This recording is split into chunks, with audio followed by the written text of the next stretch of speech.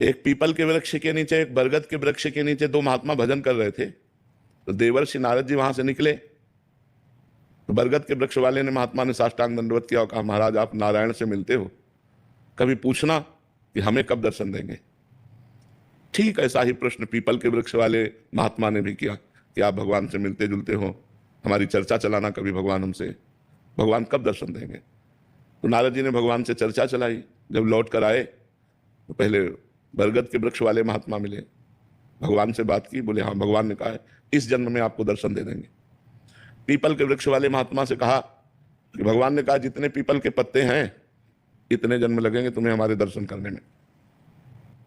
बोले भगवान हमें जान रहे हैं कि भजन कर रहे हैं। बोले हाँ। बस चिल्ला चिल्ला के रोने लगे। हम तो यही नहीं समझ पा रहे थे कि मैं भजन कर रहा हूं, भगवान जान रहे हैं कि नहीं। वो जान रहे हैं, मुझे जान रहे हैं, और खूब रोने, इतने विकल हुए, इतने रोने लगे कि उसी समय भगवान प्रकट हो गए, गले से लगा लिया। नारद जी ने कहा कि महाराज आपने हमें झूठा कह दिया। भगवान ने कहा क्यों।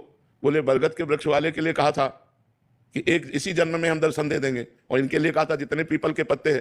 तो बोले इनकी जो भजन शैली थी उसमें उतना ही समय लगता, लेकिन ये विकल हो गए, रुदन से इतने विकल हो गए, और उस विकलता में मुझे पुकारा। यही विकलता मेरे साक्षात दर्शन का हेतु है। रुदु सुस्तरम राजन कृष्ण दर्शन लालसा तासा महावीर भूत छौरी इसमें मान मुखान बुझा पीतांबर धरास्त्रग्री साक्षात मनमथ मनमथा। जो भगवान के लिए अंतर से रुदन करने लगता है, जैसे अब प्राण निकल जाए, अगर सांस लेने को ना मिले, ऐसी विकलता आ जाए तो उसी समय भगवान दर्शन दे देंगे। अब ये कब आएगी इसका कोई पता नहीं।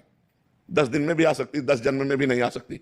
भगवान के लिए मिलन की विकलता हो जाना कि अब प्राण व्याकुल हो गए, दरस बिन दुखन लागे नयन, अब तो चैन नहीं है, नहीं खान पान ते भावे है, नहीं कोमल वसन सुहावे है, सब विषय लगे ते खारा है, हरियासिक का मग्न्यारा, सब कुछ छूट गया, बस एक लगन रह गई, प्रभु मिलो प्रभु मिलो। मिल जाएंगे प्रभु, लेकिन अभी सब कुछ छूटा नहीं है, और ना प्रभु के लिए इतनी विकलता है, इसलिए खा पी के आराम से सो रहे हैं। नहीं तो नारायण हरि भजन में ये पांचों न सुहात, विषय भोग, निद्रा, हंसी, जगत प्रीति, बहु बात समझ में आ रही।